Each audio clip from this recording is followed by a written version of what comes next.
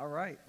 I know it's going to be a little difficult to concentrate with the smell and the sizzle, but the story is when the disciples got off the boat and they came to Jesus, he was cooking fish for them for breakfast. So that's why we're cooking some fish. And this is catfish that I caught, and so I wanted to do it over an open grill, like charcoals, but thought that might be a little dangerous in here. So, but after the service, if anybody wants to try the fish or a piece of bacon, we've only got a few pieces, but it's a little, I put a little bit too much salt on it, but that's all right. You guys like fish? You guys like catfish? There's not enough for everybody, so I didn't bring enough to share with everybody, but people in this room that don't like fish. So let's talk about this in the book of John. The takeaway from this, after 6 months of studying this, I want you to, the takeaway is that this is all about Jesus, right? The story is about the life of Jesus. Now, John wrote this like AD, somewhere between 80 and 90 AD. So years, maybe 60 years after Jesus had died and went back to heaven, ascended back into heaven.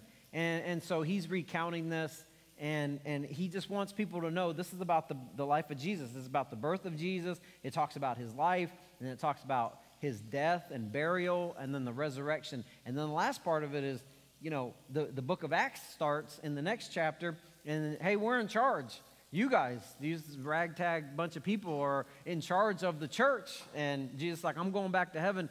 I'm going to leave it with you, which is a daring thing. You know, I'm like, I'm not ready for all this, but he thinks that we are. But I always say this. I just want you to, when you live your life, however you live your life, I want you to make sure that when it's all said and done, that Jesus is the hero of your story. He's the hero of this book.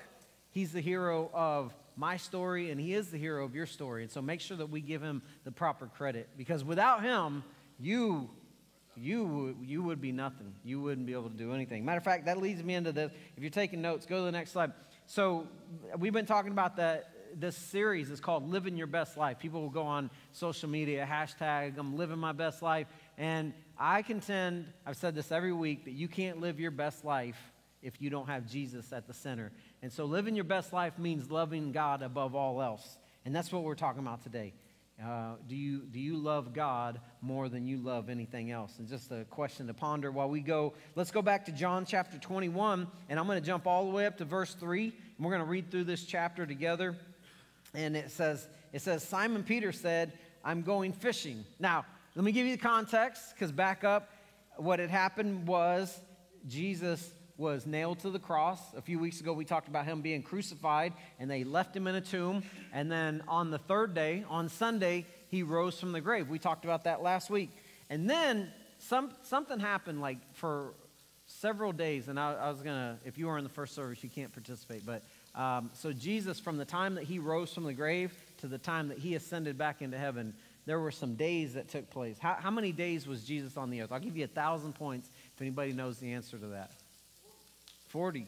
Yeah, good job, Jason. So just 40 days. Like, I don't know what he was doing during those 40 days. He was eating fish and walking through locked doors and walls and stuff, creeping people out. Like, it's just freaky stuff that he would do that. But so for 40 days, and during that time, he appeared to the disciples several times. Now, it says this part right here, Simon Peter said, I'm going fishing.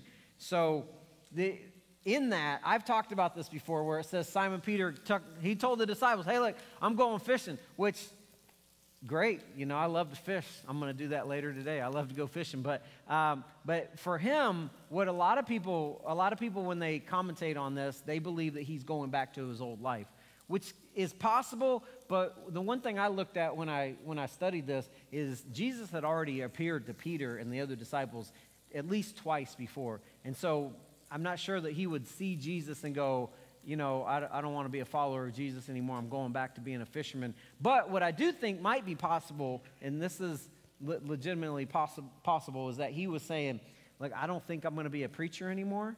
And so I'm going back to what I know to do, because before, when Jesus found him, he was a professional fisherman. He was out on the Sea of Galilee. That's what he did for a living. Him and his brother, and then James and John, they ran this business where they caught fish all day in the nets. And so that's kind of what the deal was. Now let's go on. He says, the other disciples go, we'll come too.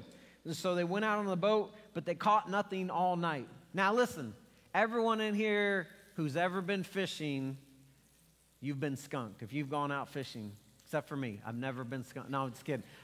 Obviously, if you've been fishing more than once or even one time, you know. Anyone ever been fishing before and you didn't catch nothing? Yeah. So the rest of you are liars, or you haven't been fishing. All right.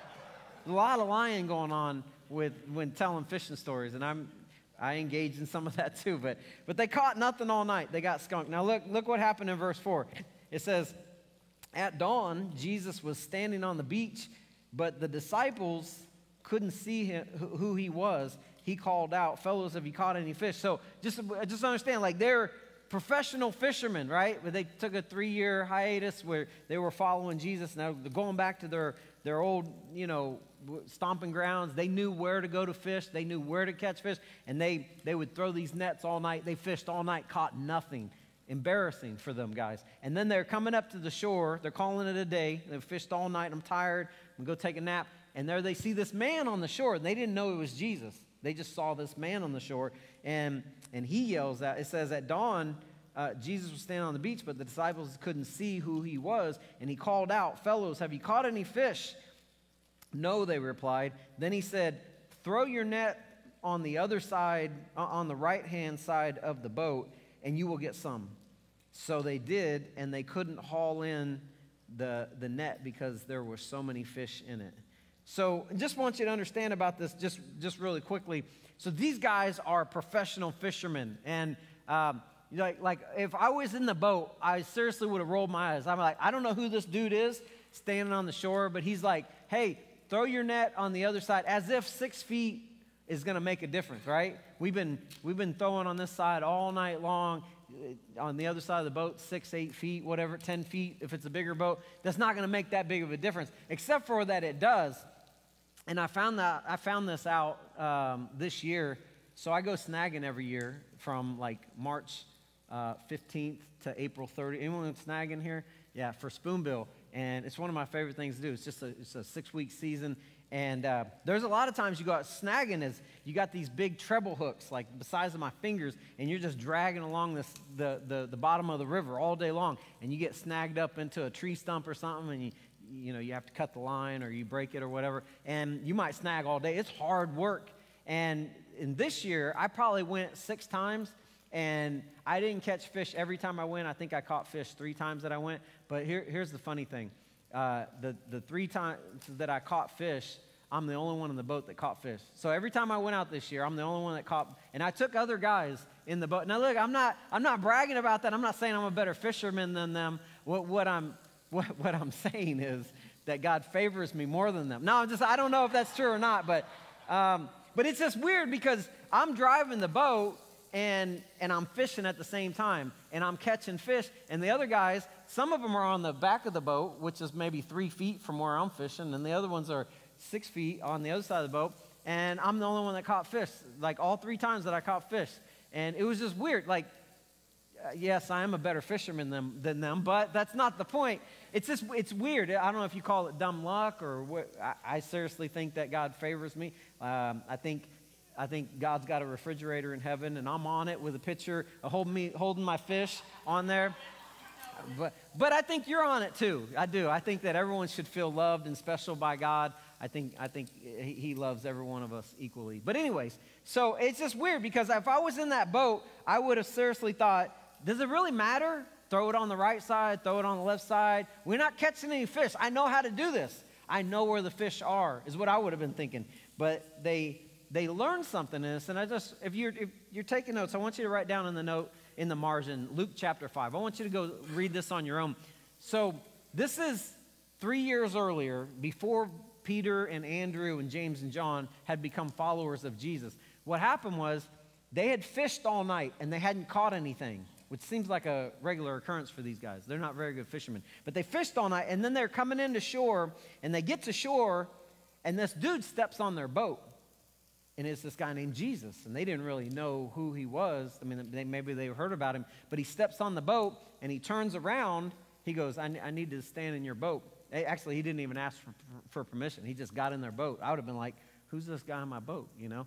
And so he turns around, and there's a crowd of people on the shoreline, and he starts teaching them. Jesus does. And I don't know how long the sermon was, but he's teaching them, and then when he's done, look at, I'll just read it to you, verse 4. It says, when he finished speaking, he said to Simon, now go out to where it is deeper and let down your nets to catch some fish.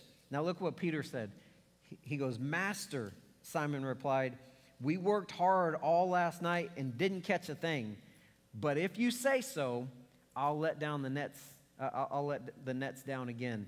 And this time, their nets were so full of fish, they began to tear. And then they started shouting for help. That's just a great lesson, because here they were fishing all night, and they go, we know how to fish. And then Jesus goes, okay, I want you to go out to where it's deeper, and you'll catch some fish. And they go, we fished all night. We know how to do this. Okay, we're pretty proficient at it. We probably know better than you do. But if you say so, I'm going to obey. And it was the obedience that was the important thing there. Because I promise you, everyone in this room, there's going to be times in your life when God is going to ask you to do something very difficult. He's going to ask you to do something that you don't want to do. And you're going to go, I don't know why God would ask me to do this. This doesn't make any sense to me. If you would just do it, you will always be grateful that you did it. You will only regret the times that you said no to Jesus. And so Peter found that out. And so here he is 3 years later. He's like, all right, I'm just going to do what I'm told, and I'm going to let down the net. And they caught a big catch. Now look at verse 7. Then the disciple Jesus loved said to Peter, it's the Lord. Now, throughout the book, I've talked about this before. Throughout the book of John, you'll read about there's this one person who, there's 12 disciples, right? And then there's Judas, and he did his thing. So there's 11 disciples. And so there's oftentimes, one of the guys is called the disciple that Jesus loved. And you know who that was? His name was John. Do you know who wrote the book of John? John. John wrote the book of John, and he's writing, he's like, now this guy, this is the one that Jesus really loved. Which is exactly what I would do. I'm not just telling you, if I ever get a chance to write the Gospel of Joey, I'm going to be like, and the disciple that Jesus loved, as proof by I catch more fish than everybody else is. But that's hilarious to me. He goes, so the disciple that Jesus loved said to Peter, it's the Lord. And when Simon Peter heard that it was the Lord, he put on his tunic, for he had stripped for work. He jumped in the water, and he headed to shore. The others stayed with the boat, because I love Peter. He's just rambunctious. He's like, it's Jesus. He jumps in the water, swimming over there. And they're like, hey, help us bring all these fish in. He forgot about that. It says the others stayed with the boat and pulled the loaded net to the shore, for they were full. They were only about 100 yards from shore. When they got there, they found breakfast. This is what we have now. It says, when they got to shore, they found breakfast waiting for them. It was fish cooking over a charcoal fire and some bread. Now, this is fascinating to me, because there's Jesus, the resurrected Jesus, and they've been fishing all night, and they come into shore. He's like, hey, throw it on the other side, and you'll catch some. So they did, and they come in with all this fish, and then they find him there. He's been cooking their breakfast, and it's some fish. I don't know what kind of fish. I mentioned this in the first service, and somebody looked it up. Rick Horn said, I looked it up, and it was probably tilapia, what they caught, which I love tilapia. Anyone like tilapia? You know that if you're eating tilapia, that's man-made fish. Like, they didn't catch that out in the wild. They engineered. Anyways, it's a different story. But this is catfish. It's one of my favorite fishes. My favorite fish is walleye. Anyone have walleye before? Walleye is the best tasting fish. Walleye and then trout. What's your favorite fish? Anyone besides that? What's your favorite fish? Flounder? Yeah, never had that. And if you say Long John Silver's, you got to get out. Can't be in here. Captain D's. No, that's not real fish. But anyways, so what'd you say? Filet of fish. That's not, yeah. So the disciples got to shore, and Jesus is there cooking. He's got some fish, and he's got some bread, which, come on now, you know that was hush puppies. Those were hush puppies that Jesus, I don't know how he made them, but he made, and they also, I guarantee you, didn't have any carbs in them. They were like carb-free bread is what he had on shore. And so look at verse 10. It says, Jesus goes, bring some of the fish you just caught. Simon Peter went aboard and dragged the net to shore. There were, look at this, 153 large fish, and yet the net hadn't torn. Verse 12, now come and have some breakfast, Jesus said. None of the disciples dared ask him, who are you? They knew it was the Lord. Then Jesus served them the bread, the hush puppies, and the fish. He makes note here, he goes, this was the third time Jesus had appeared to the disciples since he was raised from the dead. Now, how cool would that have been? First of all, just to have breakfast with Jesus, right? You get to shore, he's made you some fish, whatever kind of fish it was, and he's there, he's got hush puppies, and you're just enjoying breakfast with Jesus. I mean, that's probably the greatest meal that you would have ever had. Look at verse 15. It says, after breakfast, now this is the part we read earlier. After breakfast, Jesus asked Simon Peter, Simon, son of John, do you love me more than these? Yes, Lord, Peter replied. You know I love you. Then feed my lambs, Jesus told him. Jesus repeated the question, Simon, son of John, do you love me? Yes, Lord, Peter said. You know I love you. Then take care of my sheep, Jesus said. A third time he asked him, Simon, son of John, do you love me? Peter was hurt that Jesus asked the question the third time, and he said, Lord, you know everything. You know that I love you. And Jesus said, then take care of my sheep, or then feed my sheep. Now, it's interesting here because why the three questions? I did a lot of studying on it this week, and most people believe that he asked him the three questions because if you just back up a few days earlier, Jesus was there getting ready to be crucified. They're beating him, and Peter's there, and they asked him three questions. They said, hey, aren't you one of his followers? No, I don't know that dude. 3 different times he denied Jesus. And I think that by asking him 3 questions, Jesus was just reminded him of, hey, earlier you said you would never deny me, and just a few short hours later, you denied that you even knew me 3 times. So I think that's what that was about. Now let's talk about this for a second. Jesus goes, Peter, do you love me? Now when we read that, I just want you to understand that in the English translation that we're all reading, unless we have some Greek scholars in here, we might, but most of you guys are reading from an English version, whatever it is. The NIV, I like the New Living Translation, doesn't matter. My professor in college said, whatever version you read, just do what it says. That's the important part, right? So when we read that, though, we read love. Jesus said, do you love me? Now, there's a lot talking about love in our society today. They say, you'll see posters that say love is love. And I'm like, well, not necessarily. That's not a political thing. But if you look at the original Greek word for love, go to this next slide. Love is not always love. It means a little bit different. Now, if you go back, this Bible right here is divided into Old Testament and New Testament. The Old Testament was written in Hebrew, and the New Testament was written in Greek. I am not a Hebrew or Greek scholar. I have a lot of respect for people who are, but you learn some things. When you read it in the English, you miss some of the meanings about this. So in the Greek language, there's actually 6 words that the Greeks use for love. But in the Bible, it's translated, there's 4 different words that is used for love. You find these different places in Scripture. And so we'll just go through. The first one is storge, and I may mispronounce all of these, but storge is affection. That's the love between family members, right? The next one is philea, and you know that one. There's a city named after that. They derived its meaning from that. Philadelphia, the city of brotherly love, you right? Except it's not. You ever been there? Like, you watch the Chiefs play, I'm like, these people are not friendly. They're not too loving. They booed Santa Claus one year. There's something wrong with those people. But anyways, so storge, and then philea, and then the next one is eros. All of these are translated, and the English translates them into love whenever they're used. But eros, you know this. This is the word we get for erotic, right? It's sexual in nature, the love between a couple, right? And then the last one is agape. And you've heard of that one. Everyone in here has heard of that. That's the unconditional love that God has for us, okay? So those are the 4 words that are used in the Bible. Let me go through and talk about this because oftentimes you read the English translation and you don't get the full meaning. Did you know that I heard this week that Eskimos have 7 words for the word snow, which is weird, right? Because it's everywhere there. Anyways, so there's 4 words. So here's what happened. Just pay attention just for a second, see if I can explain this.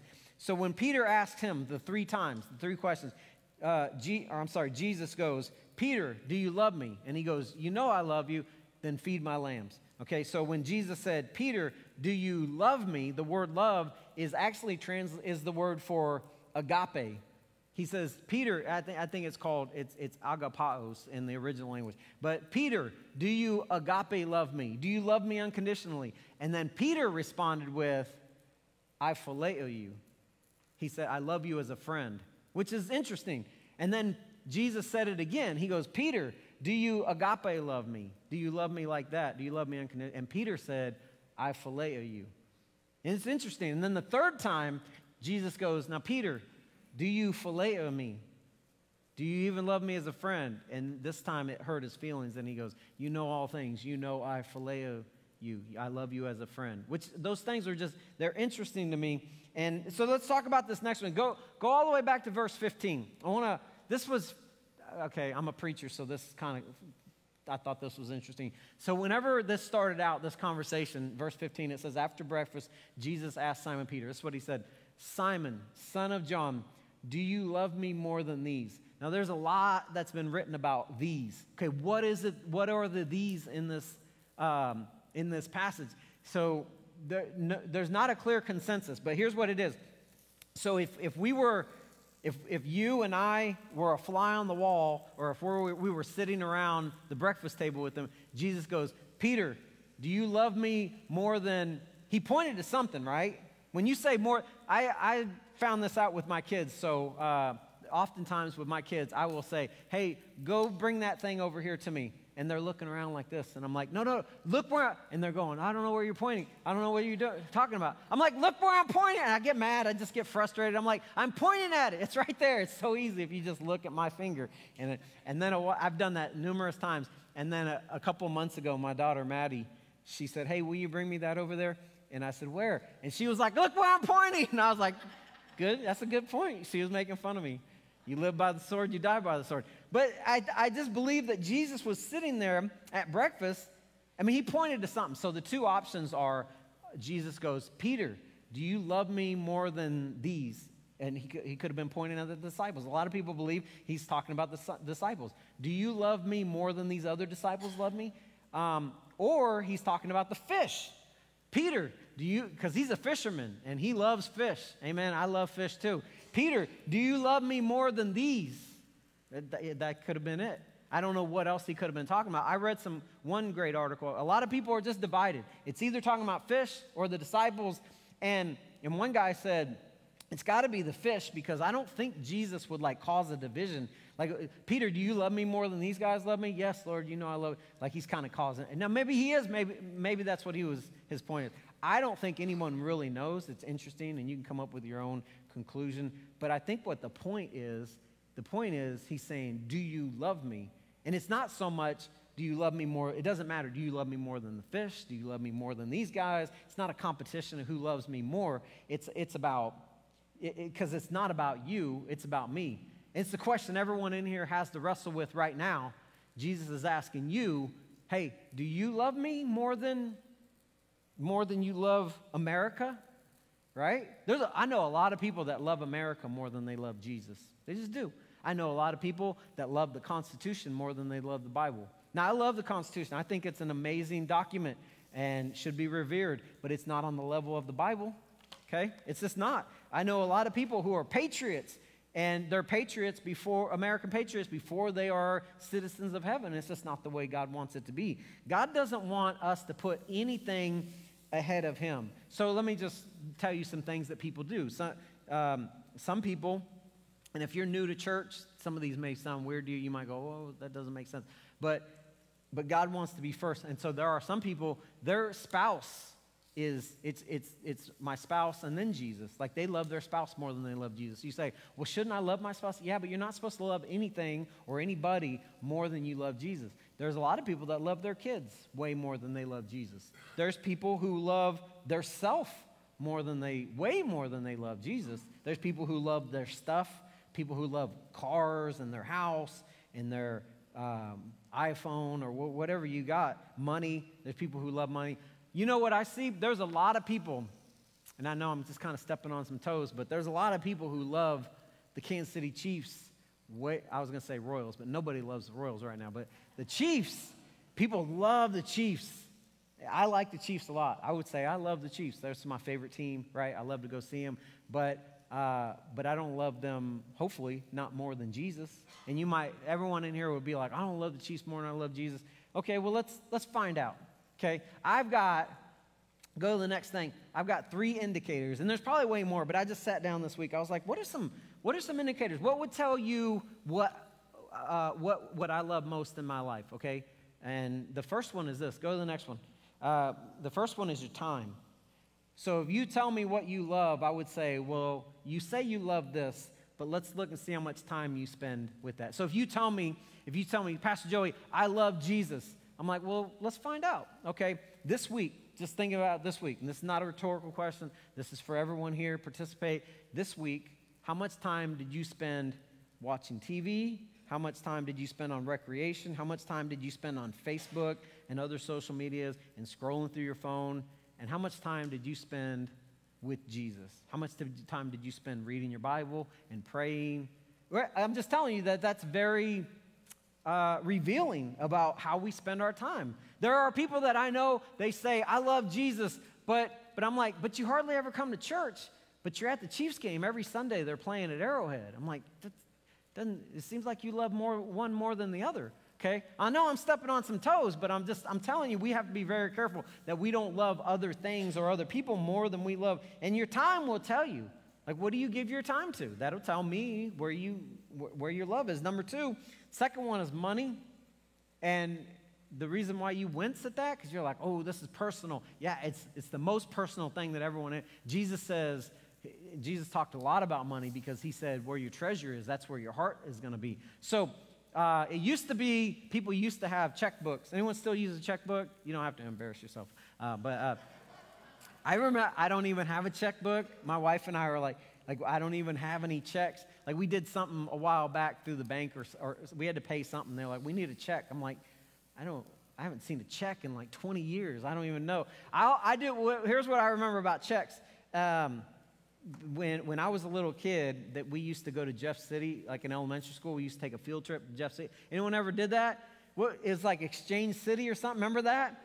And do they still do that? They still do it? Okay. It's awesome. And the only thing I remember about that whole day was that they taught me how to balance a checkbook. And I've never done it, but I learned how to do it that day. And this is why we have Mary Beth to do it. Mary Beth handles all the finances. And anyway, and she's very good at balancing the checkbook. But your money tells you what, like if we looked at your bank statement and said, okay, you say you love Jesus, but no, let's just look. You spend all your money on like a car payment and a house payment and eating out and recreation and all of that. And I'm like, where in your finances would it indicate that you have a love for Jesus? Because that'll tell you where your money is, there your heart will be also. And it's pretty convicting, all right? And then the third thing is obedience. Now this one's important because here's what Jesus said. Jesus said, if you love me, keep my commandments. If you love me, keep my commandments. So if you tell me I love Jesus and I go, yeah, but you're not following him. You're not keeping his commandments. You're not doing anything that he asked you to do laid out in the Bible. I would just tell you, you probably don't love Jesus as much as you say that you do. And it's convicting. I think all of us need to take a step back and go, well, do I love Jesus? Do I love my family more than I love Jesus? Do I love the Chiefs more than I love Jesus? And I think that the point here is Jesus is saying, I need to be first in your life. If I'm not first, then you're making other things idols. You're putting stuff on the throne of God, of your life. And all of these things, money, time, Chiefs tickets, whatever, all of these things are poor idols. They're poor gods. They don't make good. You are not a good God. Jesus is a great God. He's perfect. And so whenever we try to do it without him, we always end in failure. So let me end this. I just want to wrap this up. And we're going to... I prayed about it this week. I was like, Lord, this is a great passage, but what's the conclusion to all of it? And I think God, because what Jesus told Peter, he goes, if you love me, then feed my lambs, feed my sheep. And so I was like, is that what the message is? Feed my lambs, feed my sheep? I'm like, okay, I do that. Like I have the same job Peter has, so that passage would be applicable to me. But for most of you guys, you're not a pastor, you're not a shepherd, out in the fields or whatever. So you go, well, how would that apply to me? All I would say is whatever God has designed you to do, whatever God's called you to do, you need to find that and you need to do it. He would say, I think that Jesus would say to you, hey, Peter, if you love me, feed my sheep. Joey, if you love me, feed my sheep. But for those of you guys that aren't pastors, if you love me, Jesus would say, go do what I've called you to do. Go do the one thing that no one else can fulfill, your destiny. It's the one thing that you're uniquely equipped to do, that I can't fulfill your purpose in life. No one else can, only you can.